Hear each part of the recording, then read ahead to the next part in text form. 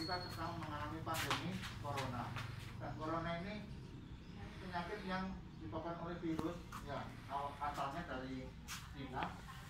Karena virus ini nempel di orang, kemudian orang itu lalu lalang sehingga bisa menyebar ke tempat lain.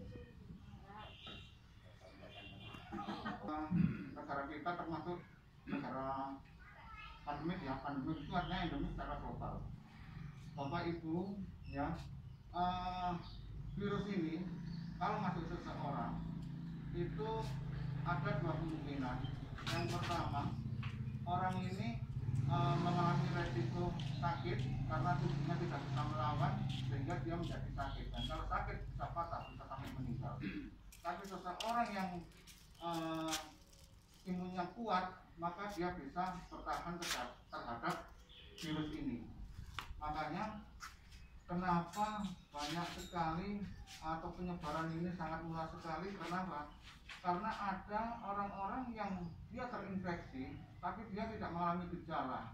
Namanya sudah sebut banyak OTG, orang tanpa gejala. Sebenarnya dia membawa, dia terkena, tapi karena imunnya kuat dia bisa bertahan. Dan ini yang beresiko. Karena apa? Dia bisa menyebarkan ke orang lain. Kalau orang itu kelihatan sakit, maka pasti orang itu menjaga jarak, benar nggak? Tapi kalau orang itu kelihatan sehat, karena kita nggak menjaga jarak, lama akan ngobrol. Nah, di situ yang berbahaya OTG ini.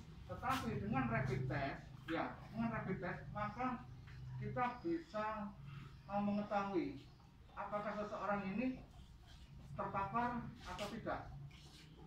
Tetapi virus corona ini tipenya macam-macam. Ada 7 tipe corona ini. Dan yang paling berbahaya adalah corona yang terakhir kita temukan ini, yaitu COVID-19. Awalnya dia ditemukan, kita kasih dari WHO, diberi nama novel corona. Mungkin pernah dengar namanya novel corona. Tetapi mulai bulan Maret, maka WHO menetapkan namanya COVID-19. Singkatannya dari coronavirus disease 19. Mungkin angka 19 itu dari tahun ditemukannya. Itu. Sedangkan virus corona ini sebenarnya dari dulu sudah ada. Kalau dulu mungkin Indonesia pernah namanya SARS. SARS itu juga virus corona. Kemudian kalau di Arab namanya Masku. Mungkin orang-orang yang pernah berhaji pasti seringkali dapat penyuluhan tidak boleh ke tempat peternakan onta atau apa. Itu karena memang virus corona yang ada di Arab itu dia penyebarannya lewat onta, sehingga orang yang kontak ada kemungkinan satu dia terpapar corona yang COVID-19, yang kedua bisa juga dia tidak terpapar karena rapid test itu bisa menunjukkan reaktif terhadap virus corona yang lain. Seperti saya sebutkan tadi ada 7 tipe, ya. Nah, yang paling bahaya adalah yang sekarang ini. COVID-19 ini yang paling bahaya. Nah, makanya kenapa seseorang yang hasil rapid testnya reaktif atau positif, maka ditindaklanjuti dengan tes swab. Tes swab itu di swab tenggorokannya, dan itu lebih spesifik lagi karena itu langsung menunjukkan bahwa kalau hasil swabnya positif, maka dia bisa dikatakan confirm atau positif corona virus disease 19 ini atau COVID-19. Seperti itu. Nah, manfaat dari rapid test ini adalah untuk jenengan. Kalau hasilnya reaktif atau paling setidaknya bisa ditinjau dengan swab. Yang kedua, jenengan juga akan lebih berhati-hati. Meskipun jenengan nggak sakit, tapi jenengan ini juga berbahaya untuk keluarganya. Gitu. Makanya perlu sekali dilakukan rapid ini supaya apa? Kita mengetahui. Dan tidak semua daerah dilakukan rapid test. Kita hanya memilih. Kenapa? Rapid test ini biayanya mahal.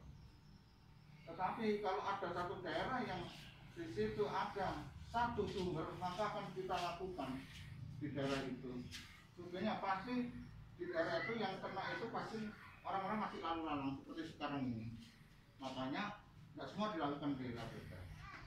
Kita yang di petugas itu baru 1 kali Pak yang ngomong. Karena apa? revenue itu hanya untuk masyarakat terus. Sampai kita kapan kita dapat data rapid test itu? Tapi kita masih tertunda terus. Kenapa? Pemerintah tujuannya untuk masyarakat. Kenapa? Karena masyarakat ini masih belum menerapkan dengan sepenuhnya physical distancing. Kalau kami yang di kesehatan, kita terpapar tidak terpapar, kita sudah menerapkan. Seperti apa yang kita lakukan di sini, kita berusaha pakai begini ini karena harapannya kita pulang dari puskesmas, baju ini tidak kita bawa, kita lepas keluarga saya, keluarga kami yang di rumah itu tidak terpapar. Itu. Tetapi masyarakat belum sepenuhnya menerapkan hal-hal seperti itu. Artinya jaga jarak pun masih, kadang-kadang kita tahu di warung kopi itu masih kencang, terus masih kencang. Jadi penularannya itu orang yang terkena itu dia batuk bersin kadang-kadang lutut. Dan ini kalau kan pegang di meja, bukan meja itu dipegang orang lain sudah terkena. Seperti itu. Makanya monggo kita terapkan physical distancing ini dengan sepenuhnya gitu loh. Warga kita kalau tidak perlu keluar rumah ya tidak usah keluar rumah. Kalau perlu ya memang monggo. Tapi paling tidak di luar tetap jaga resiko-resiko untuk supaya tidak terpapar tadi. Itu.